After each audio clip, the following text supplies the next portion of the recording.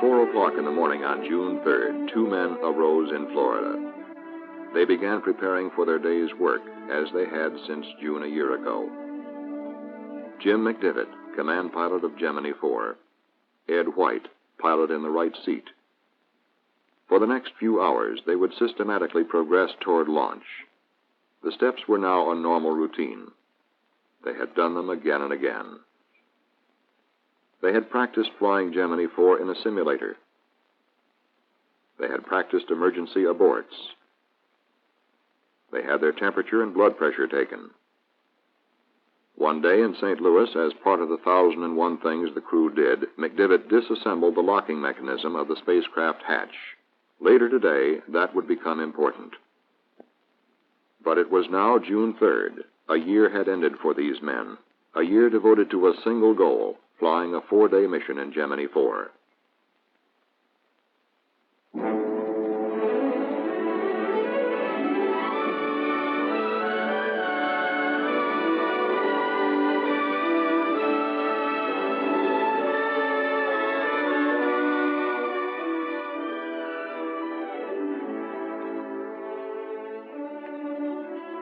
In America's first long-duration mission, Gemini IV would complete 62 revolutions.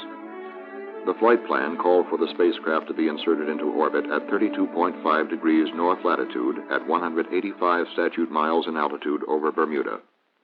People were already adding a new word to their vocabularies, EVA. It stood for extravehicular activity. Some were uncertain whether you said EVA or EVA, but regardless of the pronunciation, it would become an abbreviation of our time.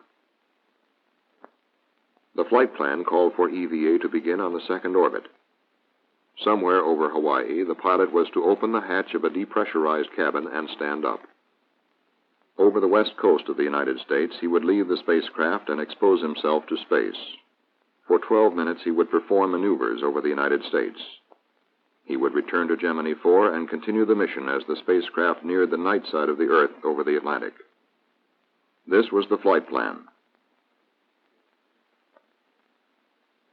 A special EVA suit and life support pack had been designed and tested by NASA engineers in the Crew Systems Division.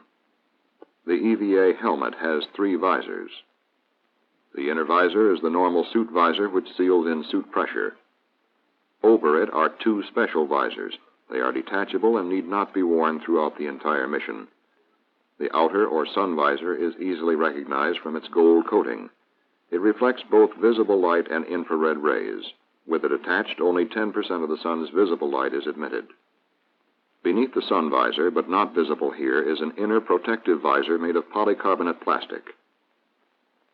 The Gemini suit has layers of aluminized mylar, nylon, and felt. In combination, they protect the astronaut against temperature and space particles. Special overgloves are worn to guard against extremes of space temperature if the astronaut should grasp the spacecraft during EVA.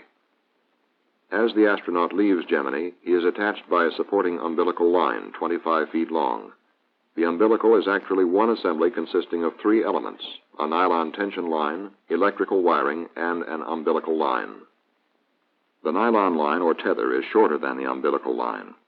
It takes all loads exerted during EVA and can withstand 1,000 pounds of pull. The electrical wiring enables the astronaut to maintain direct communication with his command pilot. It also records biomedical readings for ground surgeons. The umbilical line furnishes oxygen to the suit from the spacecraft's primary oxygen system. The life support pack, mounted on the parachute harness, contains an emergency oxygen bottle. If the umbilical line should fail, the astronaut would have enough oxygen to support him for at least 9 minutes, more than enough time for him to return to the spacecraft safely in an emergency. The pilot also carries a small maneuvering unit during EVA, the so-called space gun. Designed by NASA engineers of the Flight Crew Support Division, the gun provides a limited amount of thrust from compressed oxygen for basic maneuvering experiments. Gemini IV is counting down on the launch pad. As the count goes into its final 2 hours, the crew arrives at pad 19. There have been no holds. The weather is good. The astronauts enter the elevator and ride it to the erector white room which surrounds Gemini IV. The crew enters the spacecraft. The hatches are sealed. 7:32 Eastern Standard Time. The crew is now a part of the countdown. They begin checking out the spacecraft systems. It is T-minus 100 minutes. The launch vehicle and spacecraft continue the clean count, interrupted only by a balky erector which didn't want to lower properly. That cost us some time, but presented no serious problem. At T-minus 30 minutes, the pad was cleared. Now there is just a spacecraft, launch vehicle, and 2 men on top of it. All systems are good at this time. The launch control at the Cape. T-minus 10 minutes and counting. 6 minutes before launch. The spacecraft test conductor signed off to the spacecraft with these final words. Okay, Jim, have a good flight. 5, 4, 3, 2, 1, 0. Ignition. Start. Liftoff.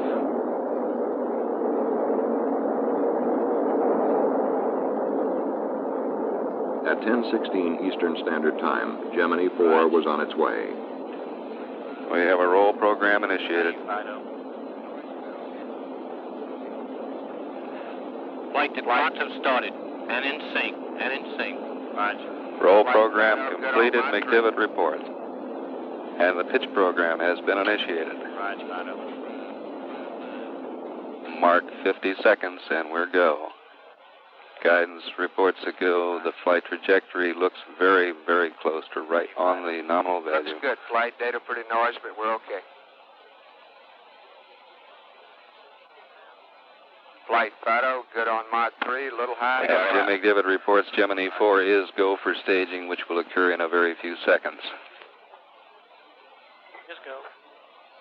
We have staging, and it's been confirmed here on the ground. This looks good. Gemini 4 entered orbit with an insertion velocity of 25,745 feet per second, within 11 feet per second of planned velocity. The apogee of the first orbit was 177.6 statute miles. The perigee, 100.8 statute miles. Command pilot McDivitt started to work at once, attempting to fly an airplane formation with the second stage of the launch vehicle. The full resources of NASA in Houston were on hand to support Gemini 4. From a new 3-storied building, flight controllers at the Manned Spacecraft Center assumed direct control of the mission for the first time in the space program. The mission director now checked the status of a possible rendezvous. Ask him about his track with the launch vehicle. Roger. I haven't decided this time. It's directly below me, about 400 or 500 feet. I'm going to thrust down. Roger.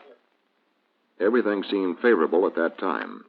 But as the first orbit progressed, the second stage of the launch vehicle drew away. Roger, Private. We still have the booster. We're out quite a ways from it now. It's taken a little more fuel than we had anticipated. To really make a major effort to close this thing or to save the fuel? The answer was almost immediate from the mission director. You might tell him, as far as we're concerned, we want to save the fuel. We're concerned about the lifetime more than we are matching that booster. Okay. And that was it. Okay. The second stage of the launch vehicle went on to become simply Space Object 1391. It would burn up over the mid-Atlantic 2 days later. Gemini 4. Okay, we're giving you a go for your EVA at this time. Okay. The crew started their checklist for EVA, but Command Pilot McDivitt decided not to rush things. He elected to go for EVA on the third revolution. Hawaii, Gemini 4. Go ahead, Gemini 4. Next pass around. I don't think we want to try. Very good. Tell him we're happy with that. Next pass around. Tell him we're happy with that. Most of the world waited 100 miles below. The crew had completed final preparations. The cabin was depressurized and the hatch open. Coming up on Hawaii, McDivitt reported that he was satisfied and ready to begin EVA. Surgeon, you ready to have him get out? Roger, flight. We're go. He's got some nice elevated rates, which we expected, and he's really speeded it up, but he looks great. Let's go. Okay. Hawaii, Houston flight. Houston flight, Hawaii, Capcom, go. Tell him we're ready to have him get out when he is. Gemini 4, Hawaii, Capcom. We just had word from Houston. We're ready to have you get out whenever you're ready. Okay, we've got our go now. Is that right? Affirmative. Okay, we're still doing a little work right here. Roger, understand. Get his status, Hawaii. Gemini 4, Hawaii, Cap. Durham. Okay, I'm separating from the spacecraft. Okay, separate from the spacecraft at this time, Hawaii. Okay, my feet are out. Okay, your feet are out. I think I'm dragging a little bit, so I don't want to fire the gun yet. Yeah, don't kill Okay, I'm out. Okay, he's out. He's floating free.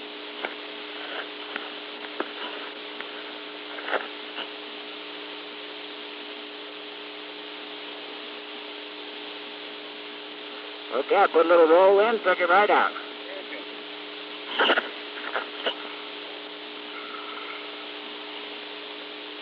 Am I in your view, Jimbo? Well, you know, I can't see it, I'm afraid. Don't sweat it, I'll come over to you.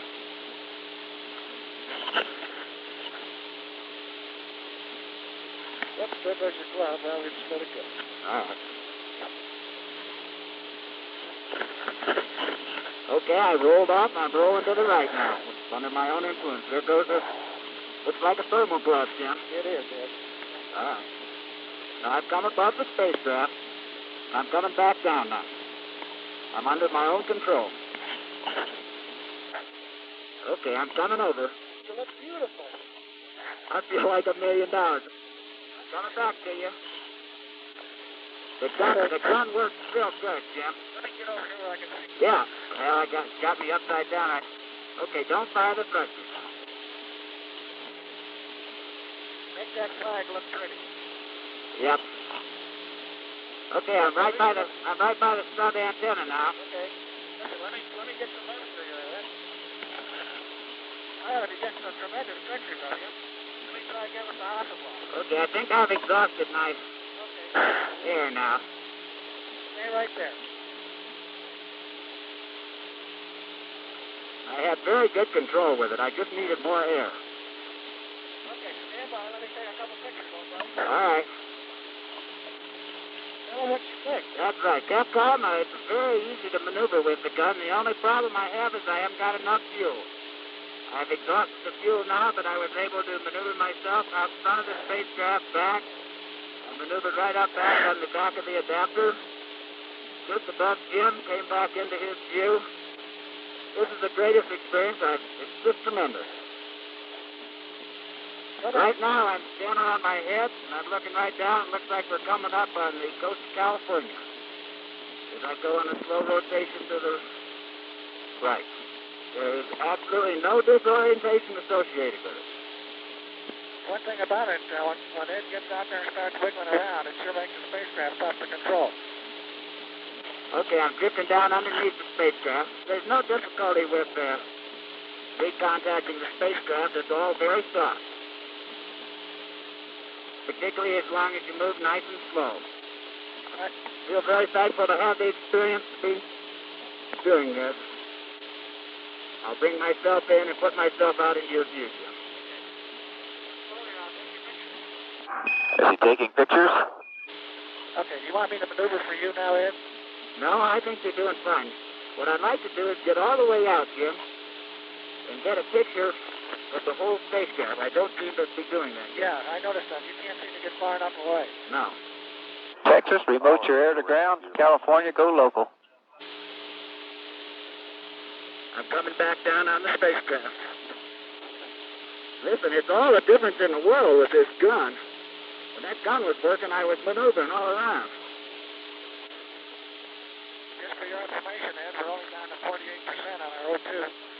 Okay. ECS O2 pressure is about 830, so stay right up there. Let me get a picture of it. You see the camera here? Yeah. No, not now. I'm out of it. You got about 5 minutes. Okay, I won't let myself go out now.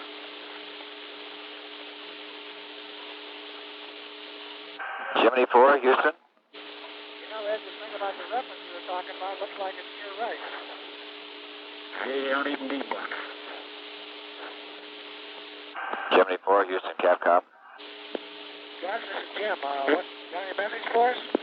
The flight director says get back in. Okay. One. Where are we over now, Jim? At a no, we're coming over the west there, and they want you to come back in now. Back in? Back in. Roger. We've been trying to talk to you for a while here. Coming in. You got about 4 minutes till Bermuda LOS. History will record that Command Pilot McDivitt opened the hatch at 2:42 Eastern Standard Time. And a little after 3 o'clock along the eastern seaboard, Pilot White had opened up a new frontier for Americans to explore. In 21½ minutes, EVA was completed. Inside the spacecraft, the crew was faced with a problem. The hatch would not close. That day in St. Louis, when McDivitt took apart the locking mechanism, now paid off. The hatch finally closed. The cabin was repressurized, and the mission settled back into its 4-day cycle. The crew was busy stowing the extra equipment. What do you say, Gus? He said he's busy and he'd rather not talk to us. Roger. America settled back into its daily routine. TV and radio returned to their regular programs. News reporters and editors concentrated on other stories. Like their earthbound counterparts, the crew settled down to working, eating, sleeping. But most of us have not flown in orbit. It might seem that 2 men in space for 4 days have considerable time hanging over them. What is it like? Your basic job is that of a space test pilot. And like all test pilots, you must follow a careful routine. Each spacecraft system must be checked out on a planned schedule. You verify your readings with ground control. It goes like this. Roger, give me the status. Can you give me the battery readouts, please? Roger, stand by, they're coming. Gemini 4, you can turn your radiator correction, your secondary pump A off. You've operated it normal. Your radiator looks good. Roger, operator normal and secondary pump A off. Secondary looks good. Okay. In the past, an astronaut stuck very close to the basic job of flying a mission, performing as many simple experiments as his flight plan permitted. But the 4 days of Gemini IV gave Command Pilot McDivitt an opportunity to live in space and plan work on a scale impossible before. His flight plan included 11 onboard experiments. For convenience, they may be roughly divided into medical, measurement, and photographic categories. There were 3 medical experiments: in-flight exercise, in-flight phonocardiogram, and bone demineralization. The 5 measurement experiments included measurement of radiation, spacecraft exterior, radiation, spacecraft interior, measurement of the electrostatic charge accumulated on the spacecraft exterior, measurement of the direction and amplitude of the Earth's magnetic field, sextant-type measurements for navigation study. And finally, there were 3 photographic experiments: synoptic weather photography, synoptic terrain photography, Earth limb photography. All 11 experiments are important in increasing our knowledge of how man will live and work in space, but the photographic experiments are visually more interesting to us. As Gemini IV swept over Africa, it looked down on the ancient Nile Delta from approximately 120 miles in space. In a single photograph, it caught a view that includes portions of 7 countries in which some 25 million people live. Experts identify Alexandria dead center screen at the bottom of the frame. This is Port Said, entrance to the Suez. Tel Aviv and the Dead Sea, with their long historical associations, are left screen. And to the right, almost parallel, lie the Red Sea and the Gulf of Suez. The Earth's limb, or boundary layer of red and blue above the atmosphere, was the subject of another experiment.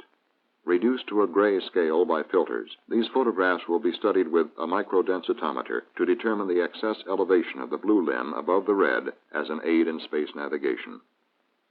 The experiments were conducted throughout the entire mission, and all were completed. On the second day, as Gemini IV came within range of Hawaii, it set a new American space record. Everyone was pretty casual. All right, Captain. Also would like to congratulate the new American space flight record. Congratulations. Roger, we got quite a few more to go. People went to work and returned home. In many parts of the country, it was already summer. With the weekend coming up, the cars were heading for the beach. The mission of Gemini, to live and work in space for 4 days, went on. Food has been planned as a working man's ration. 4 meals a day, 2,600 calories. Laid out on a table, it looks a little different from a regular meal. Plastic packages with bite-sized meals or freeze-dried food to be reconstituted with water. But it was good, solid, everyday fare. Meat, salmon, chocolate pudding, chicken, potato soup. After the first day, the astronauts ate the prescribed 4 meals a day. They would come down with only a portion of the last meal left. But sleep in space required an initial adjustment by the crew. It was somewhat like sleeping out under field conditions. Each astronaut showed individual patterns of response to the new environment, and White seemed to sleep more restfully than McDivitt. During the final 2 days of the mission, Command Pilot McDivitt took a series of formal and informal motion picture shots with a 16mm camera mounted at the pilot's window. The camera turns inward. For a brief moment, we are able to ride tourist class with Gemini IV, watching the crew at work. We catch a glimpse of a space sunrise, flaring in brilliant color over the Earth's horizon. Using the same camera, McDivitt photographed ground objects, including this small island in the Gulf of Mexico off the Texas coast. On another occasion, he photographed approaches to Yuma, Arizona. The detail seen here shows great promise for scientific exploration of the Earth, heretofore impossible. Using this technique, we could chart the major currents of the ocean, study weather patterns, and map the geology of the Earth. Shortly after the new shift came into mission control on the 4th day, the first spacecraft problem arose. The computer did not function.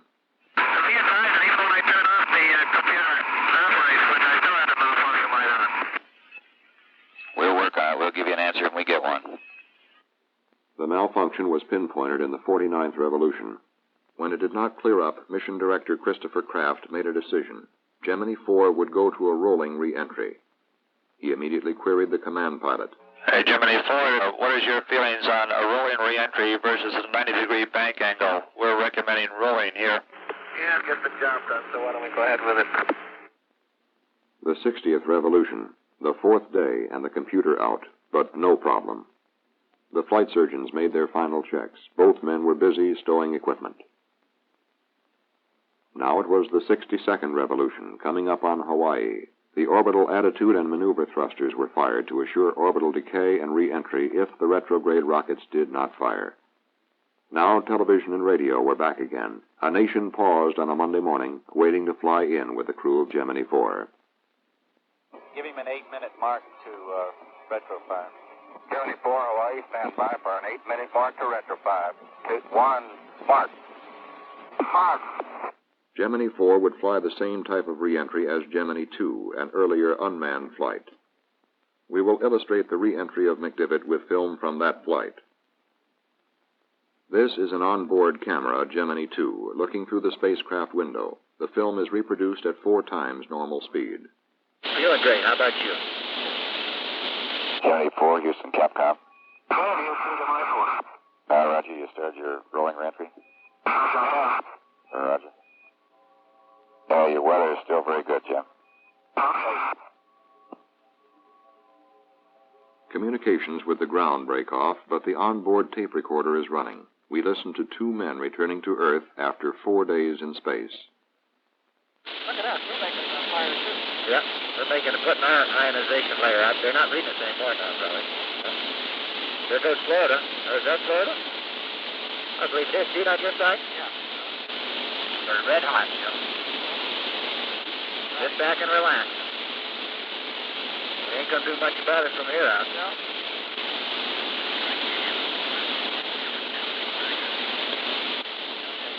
Get ready for the Jeep, Ryan.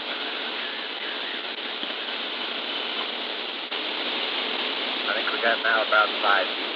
What would you say, Bill? It's only going up in the air. Yeah. You know, it's kind of nice to have some Jeeps out here. Yeah, it is. It's making me dizzy going around in circles. Look at the paint coming out my window.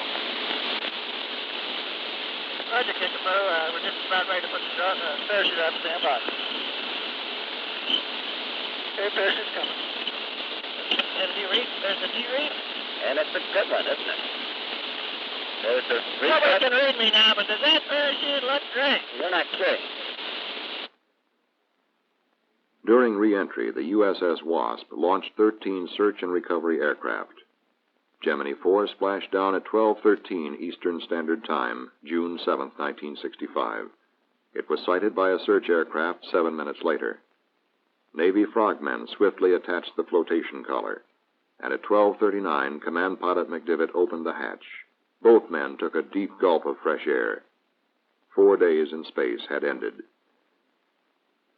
The command pilot requested a pickup by helicopter, and in a matter of minutes, the prime recovery helicopter had the crew safely on board. They were flown to the deck of the Wasp. Admiral William McCormick, commander of the Western Atlantic Recovery Forces, and his staff offered the first formal congratulations on the flight. The crew then walked to the carrier elevator, bound for their physical examination. A long series of physical examinations would follow in the days ahead. The condition of both astronauts was excellent.